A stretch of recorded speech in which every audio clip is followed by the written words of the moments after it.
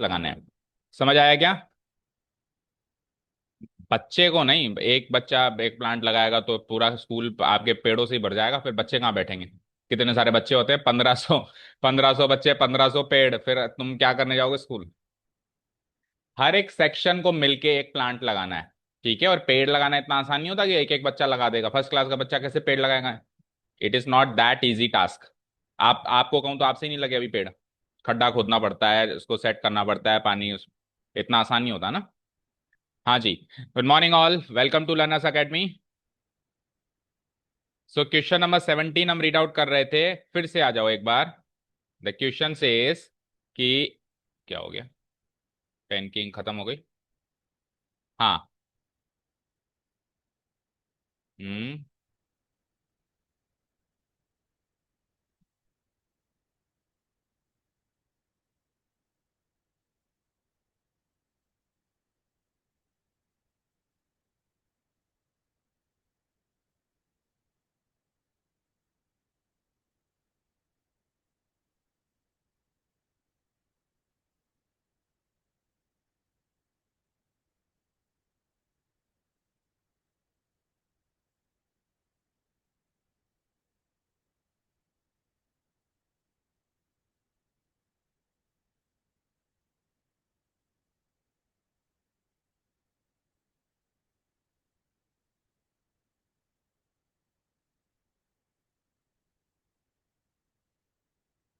What happened?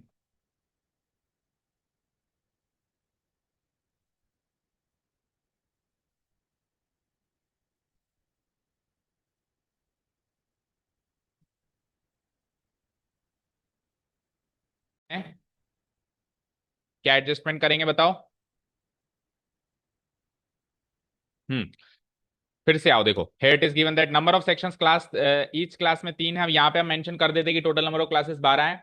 चूक गए, कोई बात नहीं। हमने स्टार्ट किया, पहली टर्म क्या है कि हर एक क्लास के हर एक सेक्शन उतने उतने ही पेड़ लगाएगा जितनी जिस क्लास में वो पढ़ता है। जो सेक्शन है वो एक पेड़ लगाएगा, दूसरी का जो हर एक सेक्शन है वो दो दो पेड़ लगाएगा, तीसरी का हर एक सेक्शन तीन तीन पेड़ लगाएगा। एंड नंबर ऑफ सेक्शन सब में तीन तीन है। तो number of trees planted by all the three sections of class first निकल जाएगा। तीन तो सेक्शन है, एक एक पेड़ लगाएंगे।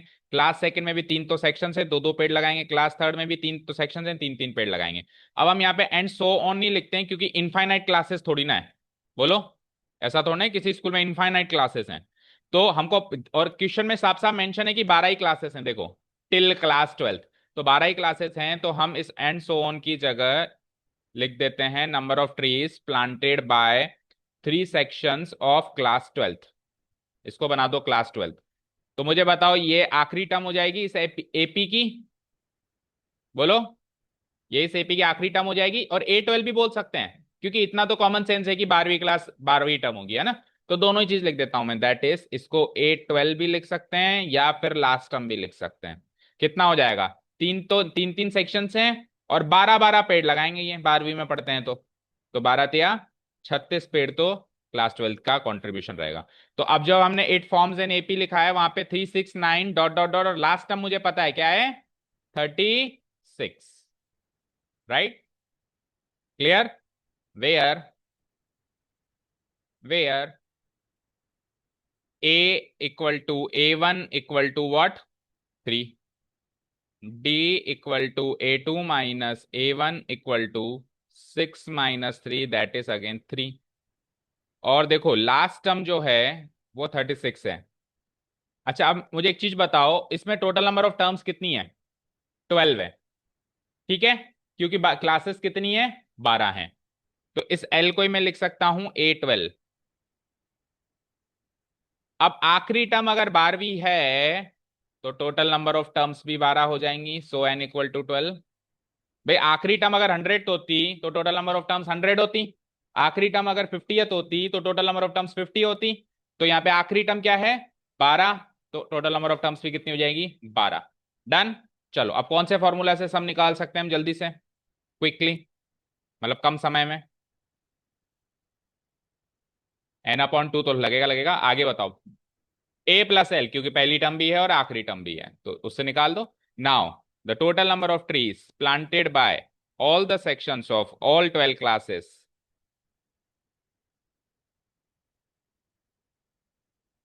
Total number of trees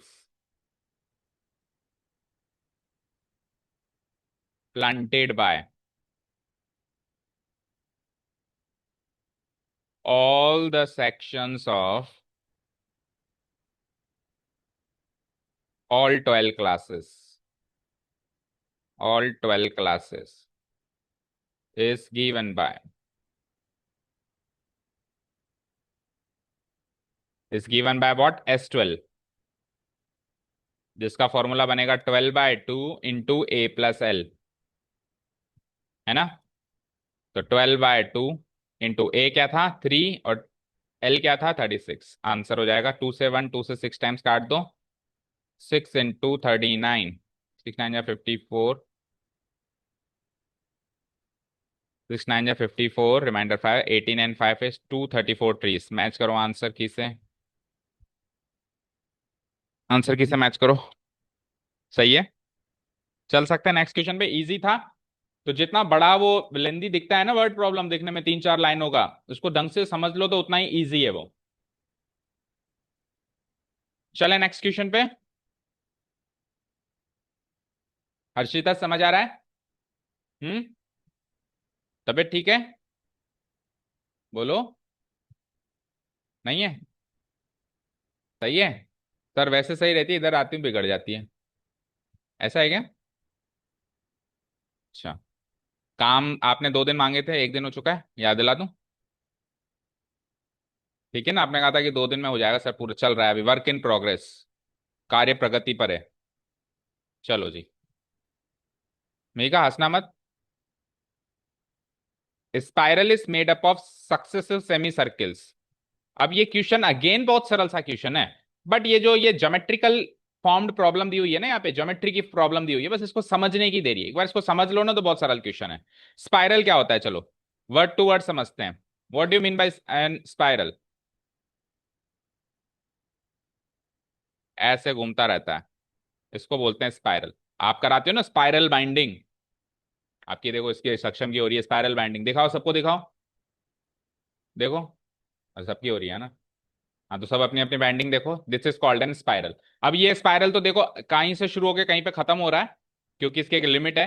but वैसे अगर इन जनरल टर्म्स बात करें तो स्पाइरल इनफाइनाइट होता है।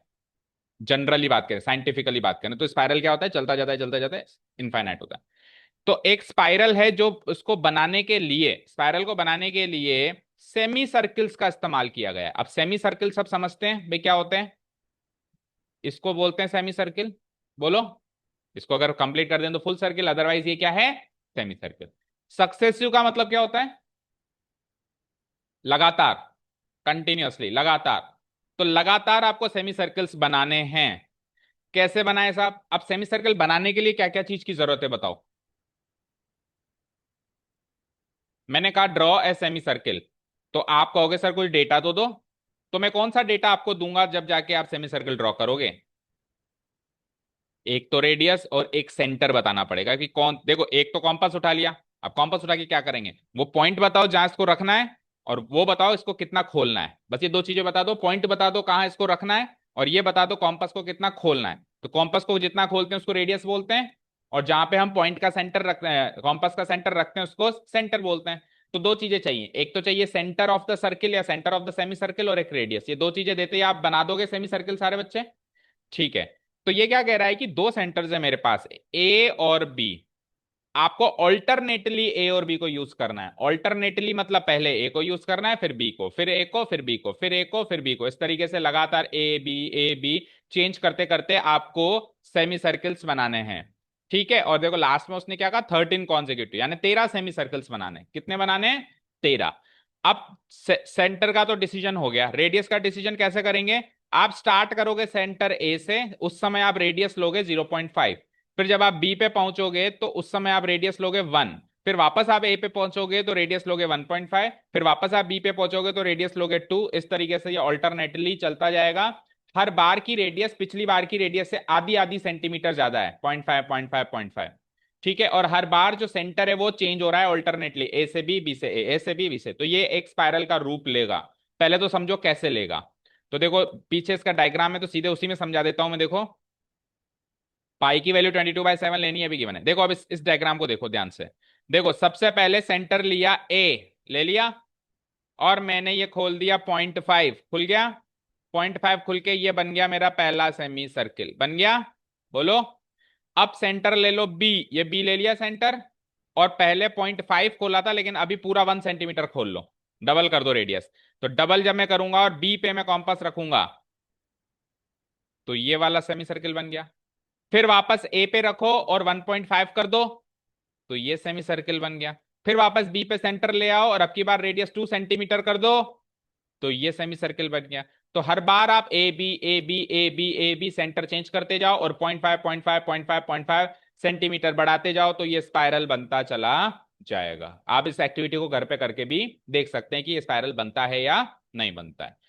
ठीक है। अब ये जो घटनाक्रम इन्होंने बताया कि ऐसे स्पाइरल बनाओ ये बनाओ, ये तो केवल एक एक्स्ट्रा सी एक एक्टिविटी के तौर पे आपको बता दिया। अब एपी के लिहाज से इसको देखें तो इतना सब कुछ सोचना ही नहीं है। आपको क्या चाहिए, सवाल क्या है कि फाइंड द लेंथ। लेंथ पूछिए, total length of such A spiral made up of 13 consecutive semi circles. अगर हम 13 सेमी सर्किल बना दें ऐसे करते करते करते तो टोटल लेंथ कितनी होगी। तो सर्किल की लेंथ या सेमी सर्किल की लेंथ को क्या कहते हैं। जैसे ये सर्किल है, ये सेमी सर्किल है, तो इसकी लेंथ का मतलब हो गया कि मान लो एक बच्चा यहाँ पे खड़ा है, वो दौड़ते दौड़ते दौड़ते चक्कर लगा के यहाँ आ गया, तो उसने कितनी डिस्टेंस कवर करी वही लेंथ होगी। मान लो एक सर्कुलर ग्राउंड है, सर्कुलर ग्राउंड के एक छोर पे एक सक्षम को खड़ा करने बोला बेटा एक राउंड लगा क्या, तो उसने कितना किलोमीटर या कितना मीटर दौड़ लगाई, वो उस सर्किल की या ग्राउंड की लेंथ होगी। उस लेंथ को क्या बोलते हैं, सरकमफ्रेंस। क्या बोलते हैं उस लेंथ को, जो आप सरकमफ्रेंस याद करते आ रहे हो बच्चों बचपन से, 2 पाई आर। ये सरकमफ्रेंस एक्चुअली लेंथ होती है सर्किल की, मतलब सर्किल की बाउंड्री की लेंथ होती है, ऐसे मान लो। तो सेमी सर्किल की बाउंड्री की लेंथ क्या होगी, अगर फुल सर्किल की बाउंड्री की लेंथ 2 पाई आर है तो आधे सर्किल की आधी कर दो तो कितनी आई लेंथ बताओ, पाई आर। ये चीज क्लियर हो गई क्या। ठीक है। तो यहां से लेके यहां तक ये पाई आर लेंथ है, फिर यहां से लेके यहां तक ये अगेन पाई आर लेंथ है, फिर यहां से लेके यहां तक अगेन ये पाई आर लेंथ है। पर हर बार आर बदल रहा है, हर बार रेडियस बदलता जा रहा है। यहां से लेके यहां तक ये अगेन पाई आर लेंथ है। ऐसे करते करते करते करते 13 तक आपको जाना है। तो टोटल कितनी लेंथ होगी। ठीक है। तो पहले अपन पहले सेमी सर्किल की लेंथ निकालते हैं, फिर दूसरे की, फिर तीसरे की, ऐसे करके 3 टर्म्स बनाते हैं और टोटल कितने बनाने, 13। टोटल कितने बनाने हैं आपको, 13। फिर 13वें की निकाल लेते हैं डायरेक्ट ही, 13वें की डायरेक्ट नहीं निकाल पाएंगे, निकाल पाएंगे क्या, नहीं। 13वें की डायरेक्ट नहीं निकाल पाएंगे तो यानी कि डी वाला फॉर्मूला लगेगा सम में। जब हम आखिरी टर्म तक डायरेक्ट पहुंच पाते हैं तब तो ए प्लस एल वाला फॉर्मूला लग जाता है सम में, बट हम आखिरी टर्म तक डायरेक्ट नहीं पहुंच पा रहे हैं तो फिर हम डी वाला फॉर्मूला लगा लेते हैं। ठीक है, चलो स्टार्ट राइटिंग।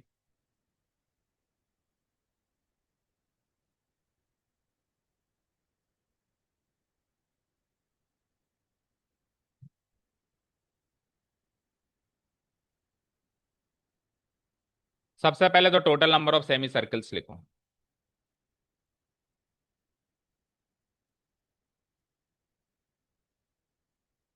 और एपी की दुनिया में हम इसको एन कह देंगे। नाउ, नाउ अब 3 सेमी सर्किल की रेडियस और लेंथ दोनों निकालनी है। पहले रेडियस पे लें, यानी 6 स्टेप्स बनेगी। सबसे पहले radius of first semi circle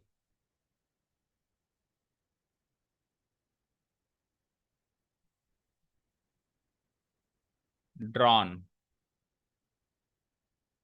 with centre A. Start centre A से कर रहे हो आप, drawn with centre A equal to, इसको हम ले लेते हैं R1। क्या ले लेते हैं, रेडियस बहुत सारी है ना हमारे पास, तो R1 R2 R3 लेना पड़ेगा। इसको ले लेते हैं हम R1। ये कितना गिवन है, 0.5 से स्टार्ट कर रहा है या 1 से स्टार्ट कर रहा है, स्टार्ट कर रहा है 0.5 से, तो ये क्या हो जाएगा बोलो, बोलो 0.5 सेंटीमीटर। अब जैसे इसकी रेडियस पता चली लगे हाथ इसकी लेंथ निकाल लो। यानी लेंथ का मतलब वही होता है सरकमफ्रेंस, पर इसने वर्ड लेंथ यूज किया तो हम भी वर्ड लेंथ यूज करेंगे। So length of first semi circle drawn with centre A. अब ये हमारी एपी की टर्म हो जाएगी, तो इसको ले लो A1। एपी की टर्म जो होगी ना A1 A2 A3, वो रेडियस नहीं होगी, लेंथ होगी, क्योंकि हमको लेंथ का सम चाहिए, रेडियस का सम नहीं चाहिए। तो ये हमारी एपी की पहली टर्म हो गई। तो कोई बता सकता है, अभी अभी बताया था फॉर्मूला लेंथ निकालने का, क्या फॉर्मूला था? पाई इंटू आर, यही था। तो पाई इंटू आर की जगह R1, यानी कि पाई इंटू R1 कितना है? 0.5। तो इसको लिख देंगे हम 0.5 पाई सेंटीमीटर। पाई को खोलना मत अभी, पाई को खोलना मत, पाई को पाई रहने देना, ठीक है? क्योंकि हम हर बार अगर पाई को खोलेंगे तो हमारी कैलकुलेशन डिफिकल्ट हो जाएगी। पाई को तभी खोलना है जब वो 22/7 से 7 कट पाए। तो इस समय अगर मैं पाई को खोल देता हूं 0.5 इंटू 22/7, तो कट रहा है क्या कहीं किसी से? तो उल्टा हैक्टिक एक्सप्रेशन हो जाएगा, इसलिए इसको पाई को पाई रहने दें। तो भी 0.5 पाई से तो मुश्किल ही है, 0.5 पाई बोलने में ज्यादा इजी है। लिखने में कोई प्रॉब्लम नहीं है, लेकिन लास्ट में अभी आपका डिसीजन, आप ही चेंज कर लोगे, देखना। ठीक है, तीन टर्म्स बनाओ ऐसे करते करते। ये अभी एक ही टर्म बनी है, अब दो टर्म्स और बनाओ। सेंटर बी से आओ, फिर वापस सेंटर ए से आओ। Again, again radius of second semi circle.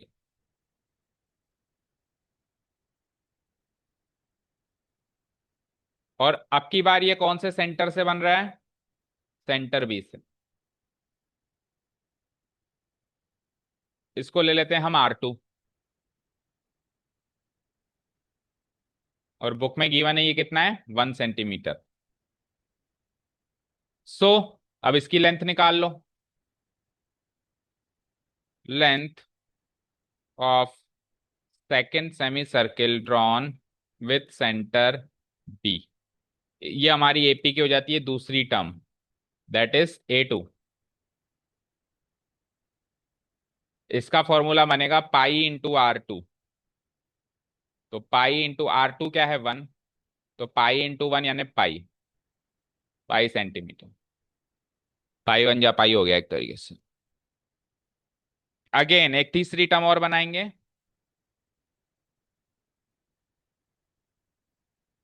Radius of third semi circle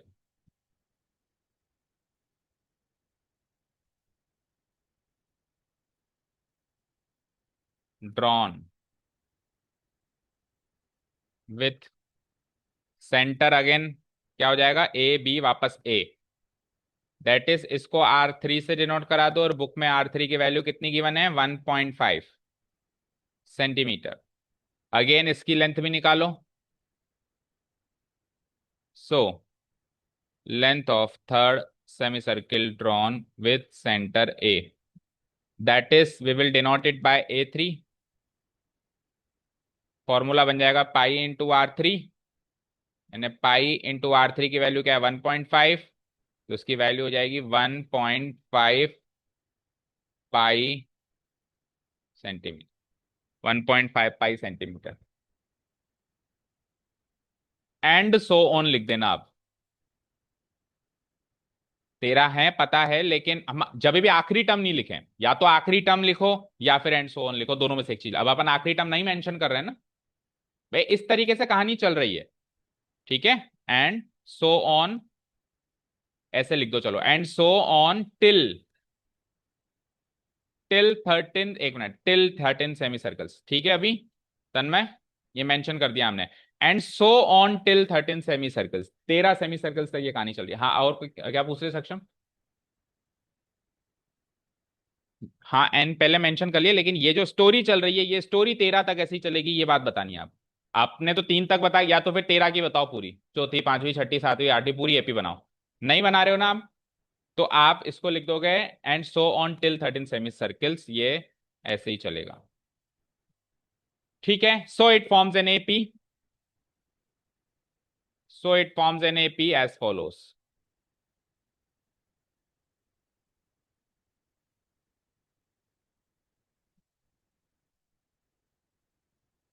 as follows. तो पहली टर्म क्या बनी थी? A1 क्या बनी थी बताओ? ये है पहली टर्म 0.5 पाई, सेकेंड टर्म पाई, और थर्ड टर्म 1.5 पाई। सेंटीमीटर यूनिट मत लिखना, 0.5 पाई सेकेंड टर्म सिंगल पाई, थर्ड टर्म 1.5 पाई। इस सिंगल पाई को आप 1 पाई भी लिख सकते हो, 1 पाई चाहो तो, है ना। 1 पाई, 0.5 पाई, 1 पाई, 1.5 पाई, ऐसे करते करते अप टू 13 टर्म्स, ऐसे लिख दो, अप टू 13 टर्म्स। वेयर, अब सारी चीजें क्लियर हो गई आपको। Where a equal to A1 equal to 0.5 pi, d equal to A2 minus A1 बोले तो 1 पाई में से 0.5 पाई जाएगा तो अगेन 0.5 पाई बचेगा। And total number of terms कितनी हो गई, 13। Now total length of, total length of 13 consecutive semicircles is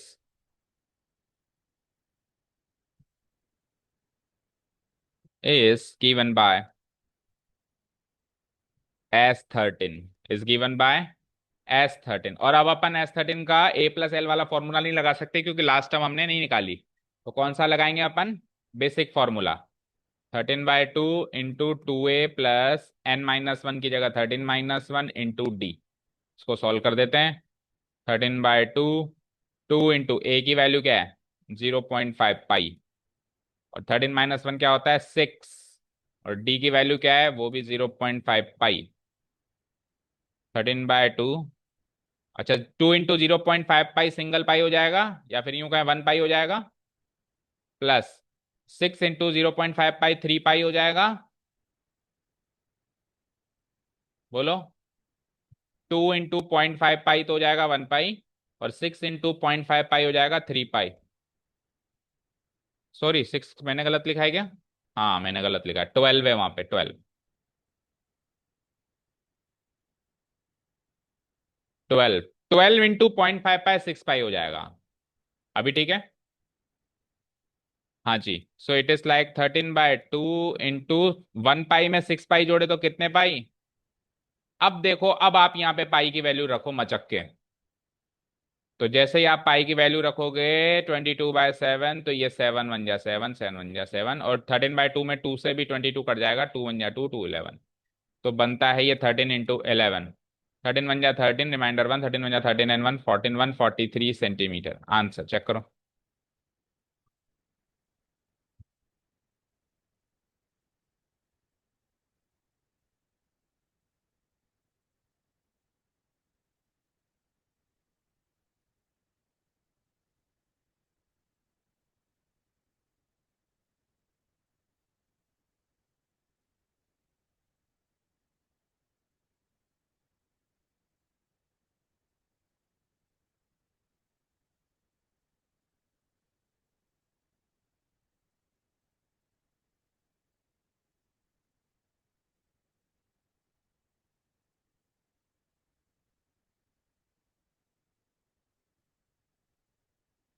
ठीक है, समझ आया।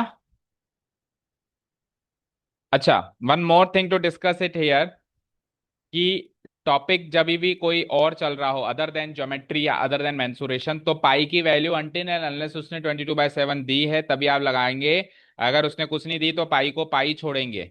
तो उस केस में अगर मान लो पाई की वैल्यू नहीं रखता, तो मैं इसका आंसर क्या लिख के आता, इसको मल्टीप्लाई करके लिख के लाता। 13/7 या कितना होता है 91 पाई/2 सेंटीमीटर, ऐसे ही इसका आंसर नोट करके आना है। पाई की वैल्यू वो नहीं कहता तो आपको नहीं लगानी है, क्योंकि पाई की वैल्यू 22/7 होती नहीं है। ठीक है, ये इसकी अंदाजन वैल्यू होती है, तो अंदाजन वैल्यू वो कहेगा यूज करो जब भी करनी है, ठीक है। क्या,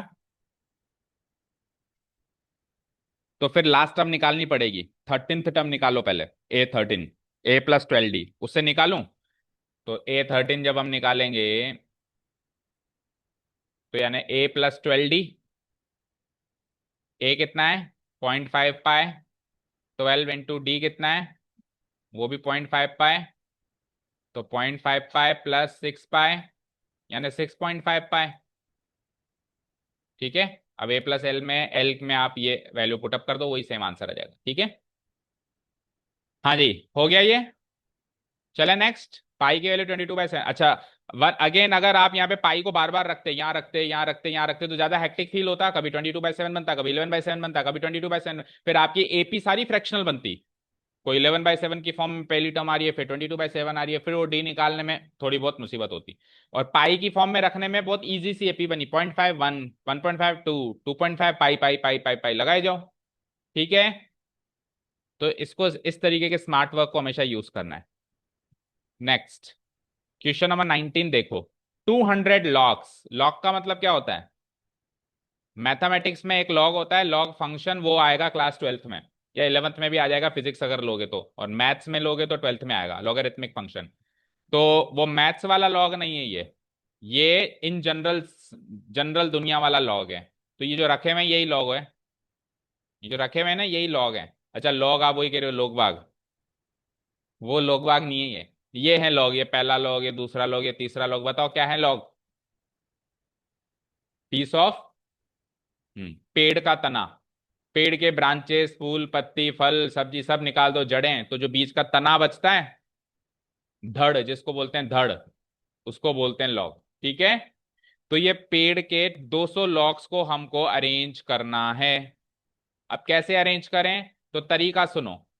जो बॉटम रो है उसमें 20 लॉग हैं, गिनो, 1 2 3 4 5 6 7 8 9 10 11 12 13 14 15 16 17 18 19 20। अगर गिनने में 20 नहीं आते तो क्या करते? क्वेश्चन गलत है? नहीं करते, क्योंकि ये तो रफ फिगर है वैसे भी, हालांकि इधर 20 ही अरेंज्ड है ना। ऊपर वाली रो में हम क्या कर देंगे, एक कम कर देंगे, यानी कि हर दो लॉग के बीच में एक फंसा देंगे, हर दो लॉग के बीच में एक फंसा देंगे, हर दो लॉग के बीच में एक फंसा देंगे, ताकि वो अरेंज हो जाए, गिरे नहीं। तो ऊपर में एक कम हो जाएगा, उससे ऊपर में एक और कम हो जाएगा, इन दोनों के बीच में ये फंसा दिया, इन दोनों के बीच में एक फंसा दिया, इन दोनों, जैसे आप वो कार्ड्स की वो नहीं बनाते हो, क्या बनाते हो, क्या बोलते हैं उसको, पिरामिड, कार्ड्स का पिरामिड बनाते, इन दोनों के बीच में ये बनाया कभी किसी ने? फिर भैया आता है फूक मारता है और सब तितर बितर। ठीक है, ऐसे करता है, छोटा भैया आता है घर में और ये तूने बढ़िया बनाया, फूक मारी और खत्म कहानी। ठीक है, चलो, तो इस तरीके से ये अरेंज्ड है, एंड सो ऑन, और इस तरीके से अरेंज होते होते होते होते ये ऊपर तक कहानी जा रही है। तो सवाल ये है कि अगर मेरे पास 200 इस प्रकार के लॉग्स हैं, कितने हैं ये, तो इनको अरेंज करने के लिए कितने रोज की जरूरत होगी? जैसे ये 1 2 3 रोज तो मैंने बना दिए, चौथी रो, पांचवी रो, छठी रो, सातवीं रो, कितने रोज की जरूरत होगी 200 लॉग्स को अरेंज करने के लिए? पहला सवाल ये है। और दूसरा सवाल ये है कि जो टॉप रो होगी, जो ऊपर ही ऊपर वाली रो होगी, उसमें कितने लॉग्स आएंगे? ठीक है, तो सवाल समझ में आ गया? तो ऐसे मत सोचना कि सर एक एक एक एक एक एक एक एक एक एक कम हो रहा है तो टॉप रो पे एक ही लॉग बचेगा, ऐसा मत सोचना। ऐसे तो ऐसा हो सकता है, बट फिर उसमें 200 लोग होंगे या नहीं होंगे इसकी गारंटी नहीं है ना, हमको तो 200 ही अरेंज करने हैं। मान लो 7वीं रो पे आके 200 खत्म हो गए, तो हमको थोड़ा ना टॉप तक जाना है, या 10वीं रो पे 200 लोग खत्म हो गए तो हमको टॉप पे नहीं जाना, हमारे पास 200 ही लॉग्स हैं, उनको ही अरेंज करना है। ठीक है, तो इसको एपी के लिहाज से देखें, बातें नहीं, इसको एपी के लिहाज से देखें तो ये फर्स्ट टर्म हो गई, इसमें कितने लॉग्स हैं, 20। ये सेकंड टर्म हो गई, यानी बॉटम से स्टार्ट करेंगे, बॉटम वाली A1 होगी, जो सेकंड बॉटम है वो होगी A2, जो थर्ड बॉटम है या सेकंड लास्ट, थर्ड लास्ट जो बोलते हो, वो हो जाएगी हमारी A1 A2 A3। ये कितनी हो गई, 19। ये कितनी हो गई बोलना जरा, 18। इस तरीके से अगर चल रहे हैं तो देखो, -1 तो डी आ जाएगा मेरा -1, ए आ जाएगा मेरा 20, तो एपी बन गई। अब ये टोटल मिला के 200 लॉग्स हैं, यानी कि एस एन की वैल्यू गिवन है। पिछले क्वेश्चन में एस एन निकाल रहे थे, इस बार टोटल सम गिवन है कि 200 है। आपको पता करना है एन की वैल्यू, कितनी टर्म्स हैं या कितनी रोज हैं। समझ आया? इधर देखो, जितनी भी रोज होंगी उतनी ही एपी की टर्म्स होंगी, क्योंकि ये पहली टर्म, ये दूसरी टर्म, ये तीसरी टर्म, ये चौथी टर्म। पूछ रहा है कितनी रोज हैं, यानी कितनी टर्म्स हैं किसमें, ए एन में। तो हमको ये निकालना होता है कि उस रो में, एन नंबर वाली रो में कितनी लॉग्स हैं, वो भी निकालना है यहाँ पे। मान लो मेरी रोज हो गई 10, तो फिर अगला क्वेश्चन ये है कि 10वीं रो में कितने लॉग्स, यानी 8n। तो पहले n निकालो फिर ए एन निकालो, ये दो सवाल हो गए। एक तो n निकालो, टोटल नंबर ऑफ जो हाउ मेनी रोज है इसका आंसर देगा n, और जो टॉप रो पे जितनी लॉग्स होंगी इसका आंसर देगा ए एन। मान लो n आया 12, तो फिर A12 भी निकालना है आपको कि 12वीं रो में कितने लॉग्स हैं। मान लो n आया 17, तो फिर A17 भी निकालना है आपको। समझ आया? समझ आया? चलो अब इसको एपी में कन्वर्ट करते हैं। अब थोड़ा क्विकली करेंगे बिकॉज टाइम हो रहा है। Here it is given that सबसे पहले number of locks in the bottom most row, bottom most row यानी सबसे लास्ट वाली रो, इसको A1 कितनी गिवन है 20, and number of locks in the bottom most की जगह लिख देंगे सेकंड बॉटम, जिसको अपन सेकंड लास्ट कहते हैं। लेकिन लास्ट वर्ड अपन इसमें अभी यूज इसलिए नहीं करेंगे क्योंकि एपी में लास्ट टर्म का मीनिंग कुछ और होता है, तो कंफ्यूजन हो जाएगा। And number of locks in the third bottom row. तो टोटल नंबर ऑफ टर्म्स कितनी है वो पता है क्या हमको इसमें? बोलो, पता है? पता है? नहीं पता है तो फिर हम लास्ट टर्म नहीं लिख सकते। A2 है, ये A3, ये 19 गिवन है, ये 18 गिवन है, तो हम एंड सो ऑन करके छोड़ देंगे।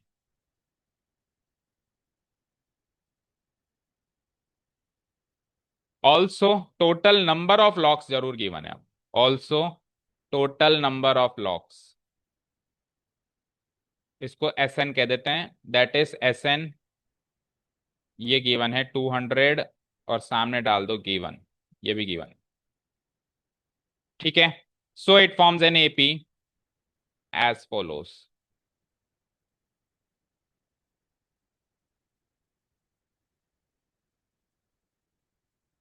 तो कल एक आखिरी क्लास होगी इस चैप्टर की, जिसमें एक आखिरी क्वेश्चन जो 20वां बचता है वो करेंगे, साथ में आपके कुछ डाउट्स है तो वो भी कल ही लेंगे, क्योंकि एक ही सवाल है बचता है जो एक्सरसाइज में, और परसों संडे को फिर टेस्ट होगा। ठीक है? क्यों, संडे को क्या है? चलो पहले इसको खत्म कर। 1 घंटा टेस्ट दे के फिर दिन भर फ्री हो। स... हाँ, याद करना होता है कि मैथ्स को डेली बेसिस पे क्वेश्चंस करो। It forms an AP as follows. आज कर लेना होमवर्क, अभी परसों है टेस्ट। तो it forms an AP as follows, तो 20, 19, 18 and so on, where A equal to A1 equal to 20, D equal to A2 minus A1 equal to 19 minus 20 equal to minus का 1, and SN भी given है कितना, 200। ठीक है, ये तीन चीजें गिवन है। चलो तो SN का फॉर्मूला एक्सपेंड करते हैं। अब SN जब भी गिवन और N मिसिंग हो, तो आपको याद कराया था इस एक्सरसाइज के शुरुआती क्वेश्चंस में, जब SN गिवन और N मिसिंग हो तो हमेशा क्वाड्रेटिक इक्वेशन बनती है। ये चीज हमेशा फिक्स कर लो माइंड में। जब SN गिवन हो और N, SN गिवन और N मिसिंग हो, उस केस में हमेशा क्या बनती है, N की फॉर्म में क्वाड्रेटिक इक्वेशन, तो इसमें भी बनेगी, फिक्स है ना? नाउ SN इक्वल टू कितना है बताओ, 200 गिवन है। एक्सपेंड करो D वाला formula, that is n/2 into 2a plus n-1 times D equal to 200। चलो पुट द वैल्यूज, n तो मिसिंग है ना बेटा, तो n/2। a गिवन है कितना, 20, n अगेन मिसिंग है, और D कितना गिवन है, -1 इक्वल टू 200। ठीक है, बढ़ते हैं आगे, पहले अंदर से अंदर सॉल्व करो। तो 2 into 20 40, n into -1 minus n, -1 into -1 +1 equal to 200। तो ये हो जाता है n/2, 40 + 1 41 minus n equal to 200। n/2 में से 2 को उधर भेज दो, तो n इंटू 41 माइनस n की वैल्यू हो जाती है 2, उधर गया तो 200 इंटू 2 दैट मीन्स 400। फिर कर दो इसको, इसको इधर ही मल्टीप्लाई कर दो, तो n इंटू 41 यानी कि 41n, और n इंटू n यानी n²। ठीक है, तो इसको अरेंज कर दो, -n² प्लस 41n, 400 इधर आएगा तो माइनस का 400 इक्वल टू 0। ये बन गई है हमारी क्वाड्रेटिक इक्वेशन। जब जब SN गिवन होगा और n मिसिंग होगा, तो फिक्स है कि क्वाड्रेटिक इक्वेशन बनेगी ही बनेगी। इसको स्प्लिट करो भाई, सम चाहिए, आप प्रोडक्ट चाहिए 400, स्प्लिट कर सकता है कोई? और सम चाहिए 41, प्रोडक्ट चाहिए 400, सम चाहिए 41।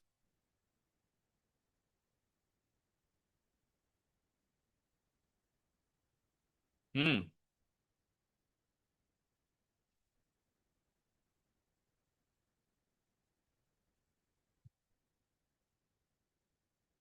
करना 16 × 25, 16 × 25 करो, कोई 400 मिलता है कि नहीं मिलता है? मिलता है। माइनस एन को कॉमन ले लो, चलो। Minus n. क्या? क्या तरीका है? जितनी अच्छी टेबल्स याद हैं।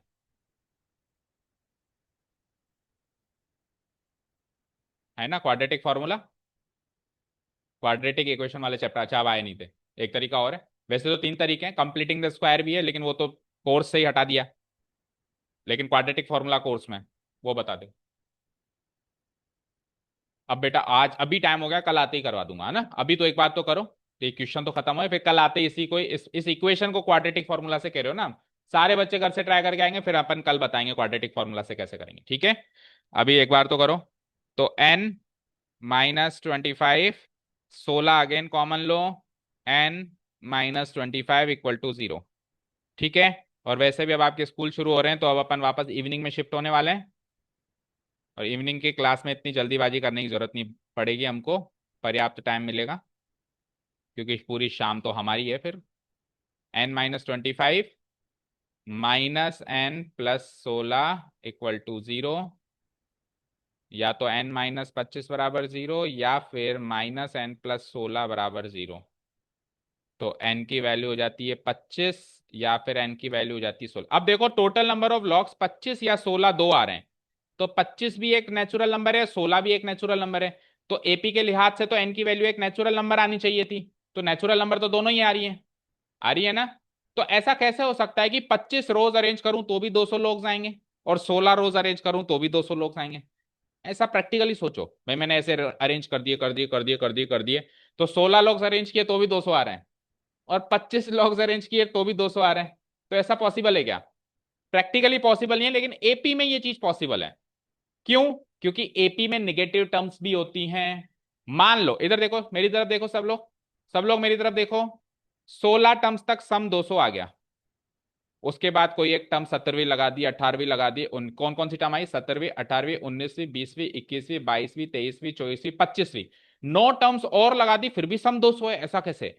तो 9 टर्म्स और लगाने के बाद सम 200 ऐसे होगा कि कुछ टर्म्स पॉजिटिव लगा दूंगा, कुछ टर्म्स नेगेटिव लगा दूंगा, तो पॉजिटिव से नेगेटिव क्या हो जाएगा? 0 हो जाएगा, और एक टर्म 0 लगा दूंगा। अब देखो 9 टर्म्स कौन कौन सी लगाऊंगा, स्क्रीन पे देखो सारे बच्चे। 9 टर्म्स लगाऊंगा मैं। 4, 3, 2, 1, 0, -1, -2, -3, -4, 9 टर्म्स हो गई।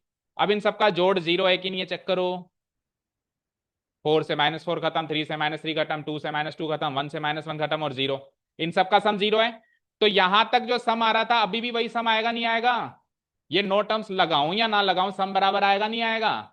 तो इस तरीके से इसका सम दो केसेस में 200 आ रहा है। बट हम ये वाला केस नहीं ले सकते कि हमने -1 लॉग लगाई, हमने -2 लॉग लगाई, यानी हम एन की वैल्यू 16 ही लेंगे, 25 नहीं लेंगे। समझे क्या? सारी बात समझ गए? यानी 16वीं लॉग पे मेरे 200 लॉग्स खत्म हो चुके हैं, 16वीं रो पे। ठीक है। तो मैं एक यहां पे मेंशन करता हूं है यार। आप A16 निकालो, S16 निकालो, 200 लॉग्स खत्म हो गए। अब 200 लॉग्स खत्म हो गए तो फिर मैं लॉग ही नहीं बचा, तो मैं रो कैसे बनाऊंगा? समझ गए ना? क्लियर है? Here n = 25 gives gives some terms equal to some terms negative and 0। अगर n की वैल्यू 25 लेते हैं तो कुछ टर्म्स नेगेटिव और 0 बनती है, इसीलिए n की वैल्यू 25 इज रिजेक्टेड। क्यों रिजेक्ट कर रहे हैं, हमेशा कारण बताना है। सो a की वैल्यू है n की 16, यानी टोटल नंबर ऑफ रोज कितनी हो गई मेरी? 16। Hence total number of rose